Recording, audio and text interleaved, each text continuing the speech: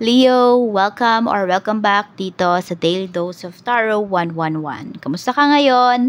I hope nasa mabuti kang kalagayan, pampisikal, mental, emotional, o spiritual man yan. Ang video natin na ito ay para lamang sa mga zodiac sign na Leo, no? Na may malawak na kaisipan, tandaan ninyo na hindi lahat ay makaka-relate or makaka-resonate dito sa ating video.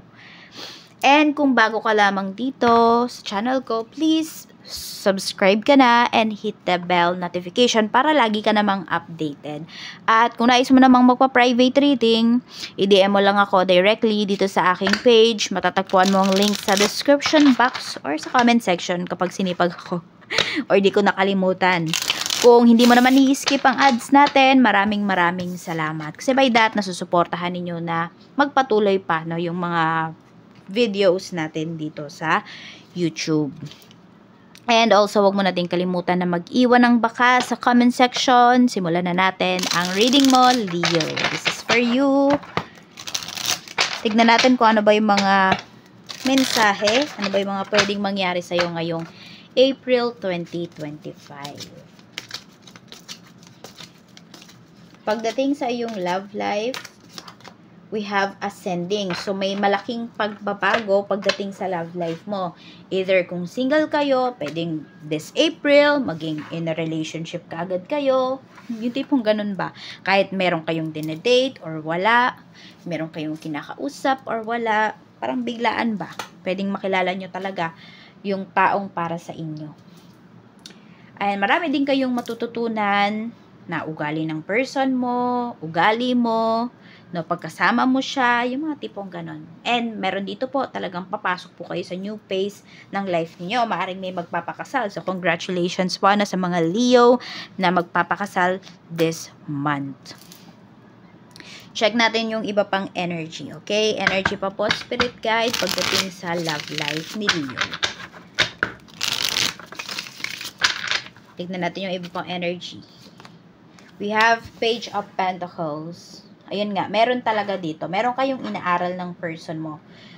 Either may magbabalak magnegosyo rito, may magbabalik mag-aaral, or pwedeng kayo to ng asawa mo, baka yung anak ninyo ay, alam mo yon, nasa phase na siya ng life niya na papasok na siya sa daycare ba yan, kinder, yung mag-aaral na ba siya? Ayan kasi, ang sinasabi rito.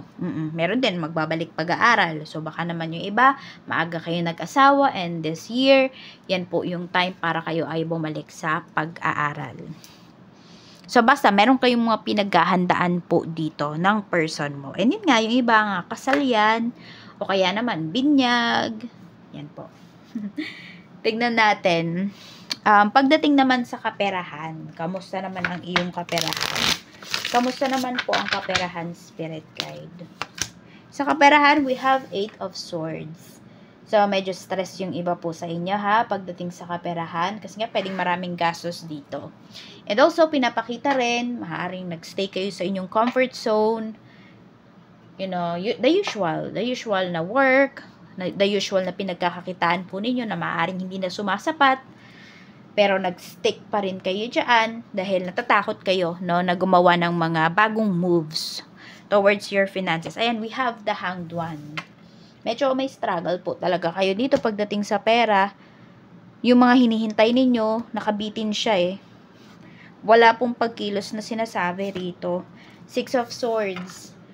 Parang meron ding sa'yo dito, iniwan ka na lang sa ere pagdating dito sa kaperahan na sinasabi niya sa'yo. Meron ba kayong inaasahan dito na matutulong po sa inyo, ganyan, tapos bigla na lang umalis yung tao na yun, bigla na lang hindi siya nagparamdam.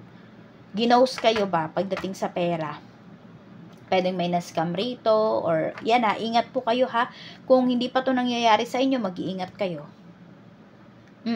Pwedeng may nanghiram sa'yo dito ng pera, tas bigla na lang nung nakaalis na siya, 'di ba? Nung guminhawa na yung life ng taong to, hindi ka na niya naalala. May mga ganyan pong instances ngayong April para sa inyo.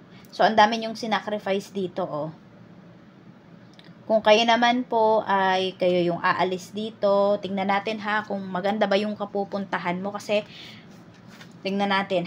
Tignan natin, Leo. We have Four of Swords. If wala po kayong peace of mind, no, dyan sa pupuntahan ninyo, sa inaayos ninyo, wag nyo nang ituloy. Negative kasi yung energy ninyo dito. Mabigat.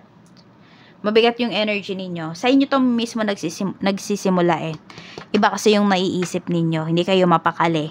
So, pag ganyan po, ibig sabihin, wina-warningan po kayo ni universe na wag nyo nang ituloy kung ano man yung gagawin ninyong pagpunta sa isang lugar na to.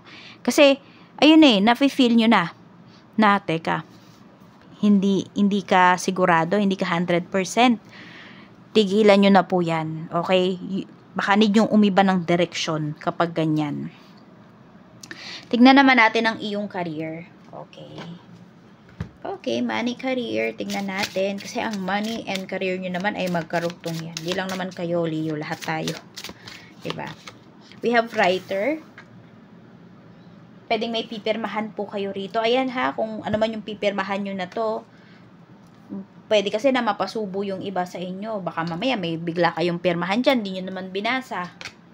Transporter. May bibili na sasakyan yung iba sa inyo rito. So, ayan po. You make sure, tignan ninyo. Kung yung ano ba na yan, yung sasakyan ba na yan, wala bang mga issues yan. Na po, kasi iba sa inyo, pwedeng bibili kayo ng sasakyan because of business. Some of you, because of work. Okay. Kasi kailangan nyo sa trabaho. Kailangan niyo sa negosyo. Tapos, meron tayo ditong underworld. So, meron ditong negosyo or pagkakakitaan po na sinasabi sa inyo rito na maaaring new stream of income po ito ha, may paparating sa inyo, Leo, ngayong month na sabihin natin na, I don't know kung discreet ba yung tawag doon. Basta, ano lang to, parang hindi gaanong alam or ano ba siya, hindi vulgar yung yung trabahong ito. Sabihin natin, I don't know, parang hindi mo siya mapagmamalaki kasi. Ganun. Okay. So, yun, pwedeng may mga bagay, hindi siya mapagmamalaki not because ayaw nyo siya talagang ipagmalaki. Pwedeng ganun. Pwede rin naman kasi, yun nga, gini-gatekeep ninyo. Ayan pala, meron yung iba sa inyo may gini-gatekeep kayo rito na trabaho. Yung iba naman sa inyo, maaring may nagbigay sa inyo. Basta, yung mga ganon. Okay, na hindi nyo talaga pwedeng ipagsabi. Sabi ko nga, parang discreet siya, ganon. So, yung iba naman sa inyo, ayan, may mga tao pong nagtataka, no? Paano kaya nakabili si Leo ng ganito, ng ganyan? Diba? So, hindi naman lahat kasi ng pinagkakakitaan ninyo or kung saan nagagaling ang pera ninyo ay dapat malaman ng mga tao. Pero alam mo kung sino yung mga curious na to sa life mo or sa nangyayari sa life mo, yung mga kamag-anak mo. So, tingnan natin maganda po yung maganda yung energy ng business, career, money ninyo. Ayan Page of Cups. May mag-o-offer sa iyo rito talaga na may isip mo, yung iba sa inyo kahit nandito lang kayo sa Pinas, may isip mo na pwede palang kumita ng 6 digits. Kahit nasa Pinas lang. Diba? Uy, konti pa pala yung nakakaalam nito. So, yung mga ganyan, kunwari konti pa yung nakakaalam nung ganitong, nung ganito.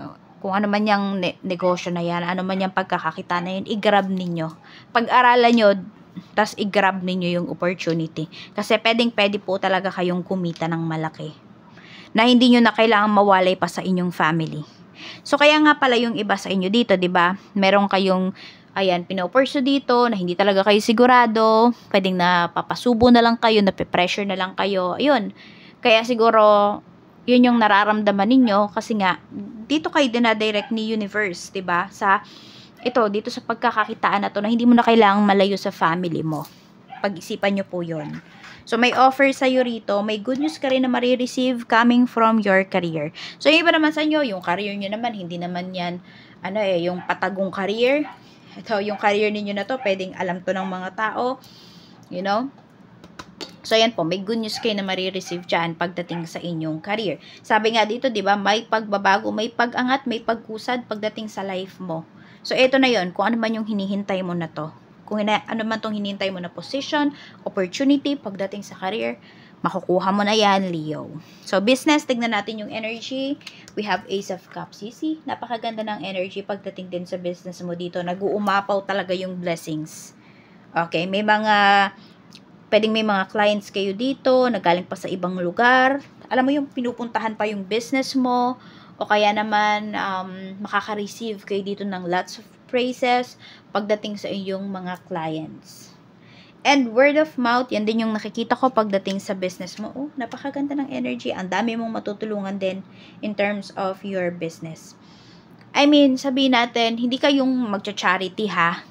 Iba yon, iba yung business, iba yung pagcha-charity. Pero pwedeng magawa mo yun because of your business. Tapos, pinapakita pa rito, pwedeng lalaki kasi yung business mo eh. Your bigness will go big. So, claim yung positive energies na yan. Makakatulong kayo dito. In terms of, kukuha kayo ng mga staffs, diba? O, hindi, makakatulong kayo kasi mabibigyan nyo sila ng trabaho. Yung tipong ganun po. And by the way, kung meron po kayong mga goals, mga ninanais, no, na mangyari ngayong April 2025, comment nyo po yan dito sa comment section natin. And then, balikan ninyo after a month. Tignan nyo kung may nangyari ba. Kung wala namang nangyari dun sa mga goals ninyo, tanongin nyo syempre yung sarili nyo. Diba? Ano kaya yung nangyari? Ano ba yung pagkukulang ko? Ano ba yung discarding ginawa ko? Bakit walang nangyari? Ba't walang natupad dun sa mga goals ko? So, ayun po. Gawin yung journal, you know, yung comment section natin. Tingnan natin, no? Yan, ano ba mga update sa inyo next month? So, tingnan po natin kung ano pa yung mensahe pagdating naman sa iyong health. Kamusta naman po ang health, spirit guide? Sa health naman, we have 2 of Wands. Okay, more on sa mata yung nakikita ko rito, sa tenga, sa paa nyo, sa mga kamay. Tingnan natin. Kamusta yung health? We have strength. Ayun, palakasin nyo yung ano nyo, yung paa nyo. Ano ba yung tawag doon? Oo. Tsaka yung grip kasi, yung, di ba yung pag may hinahawakan kayo, yung kamay nyo pwedeng nanghihina siya. So, more on sa nerves pala to. Nerves, sa muscles po ninyo. Palakas kayo. So, kung kinakailangan yung mag-exercise, ano bang mga exercise, kunwari sa kamay, ano bang mga exercise para, di ba, gumanda yung pag-grip ninyo, yung paghawak po ninyo, or ano bang vitamins yung ninyong inumin for nerves, yung mga tipong ganun po. We have 10 of Pentacles. So, yung iba rin naman sa inyo rito, maaring may maintenance na kayo. Nakita ko rito, could be contact lens or magpapa-eyeglass yung iba sa inyo. Eyeglasses. Tapos may pets din kasi na pinapakita. So, pwedeng yung health na to ay hindi sa health ninyo, kundi health ng pets ninyo.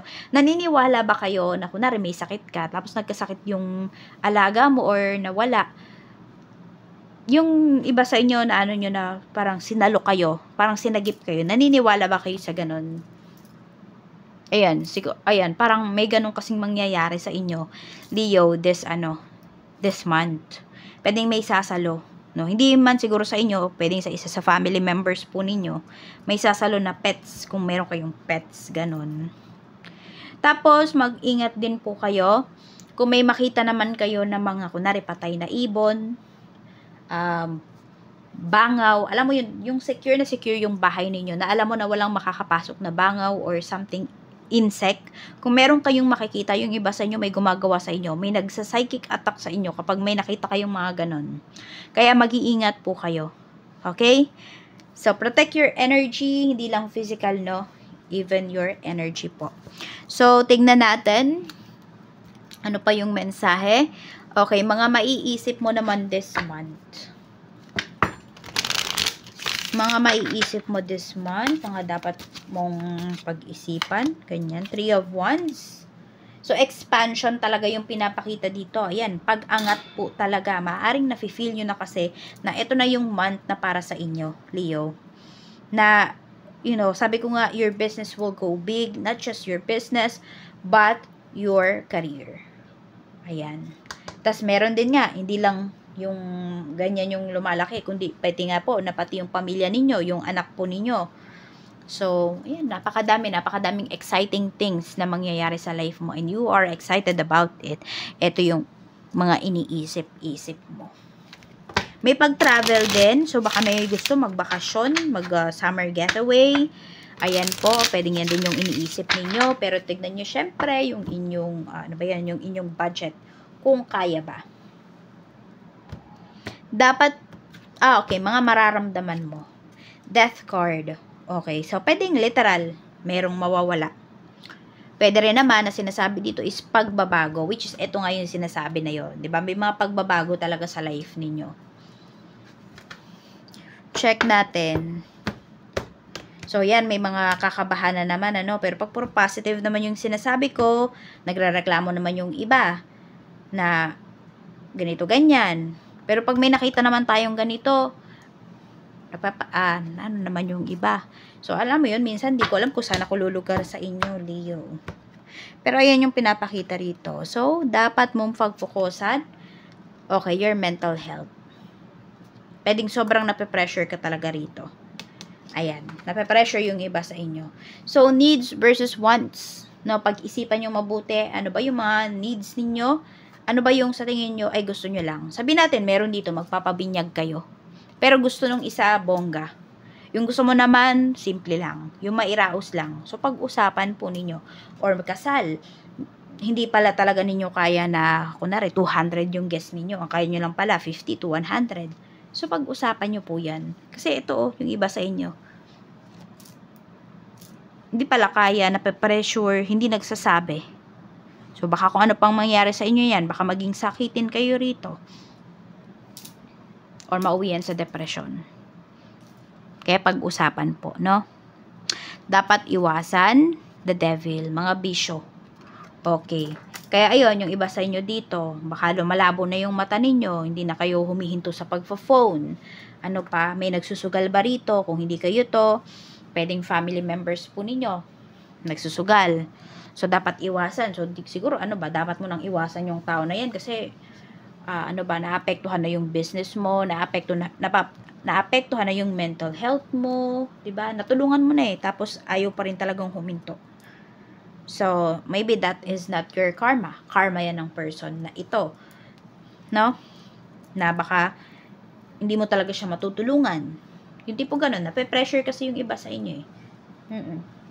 Maaring kayo yung panganay or pwedeng anak nyo to, pero sabi natin, kayo yung panganay sa magkakapatid, tapos may kapatid ka na nagbibisyo, na sinabihan mo na, pero hindi pa rin nakikinig. So, ano bang dapat gawin? Or wala ka na ba talagang magagawa? Maaaring kapalaran niya ng person na yon, or choice niya talaga yon. So, ano ba, dapat na bang umiwas?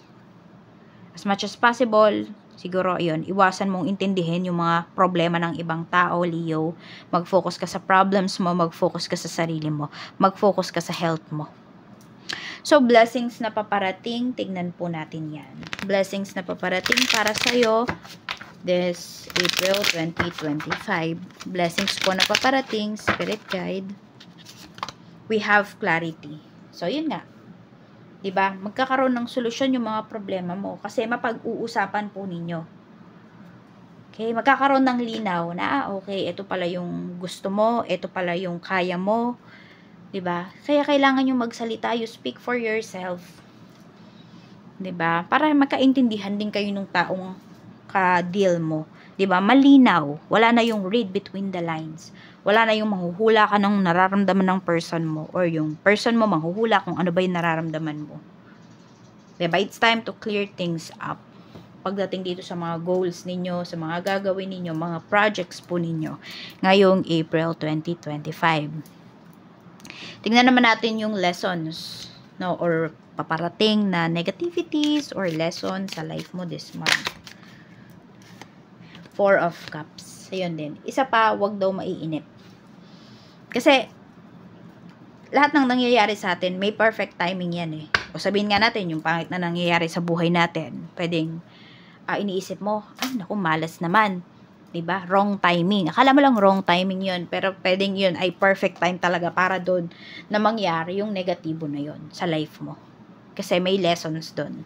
Kasi pwedeng nililigtas ka nun sa kapahamakan. Diba minsan ganun tayo, akala natin na wrong timing, ganito, ganyan. Pero baka yun yung right time.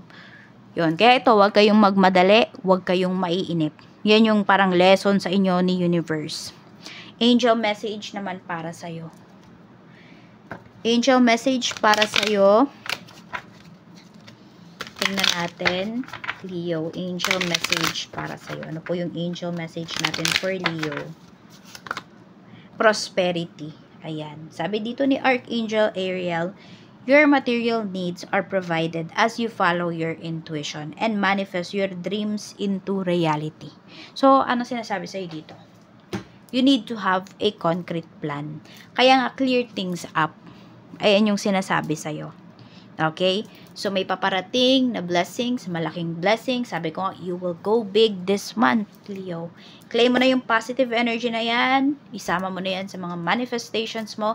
Isama mo na yan sa mga wishes mo. This month, i-comment mo na yan. Maraming salamat. Mag-iingat ka and more blessings to come.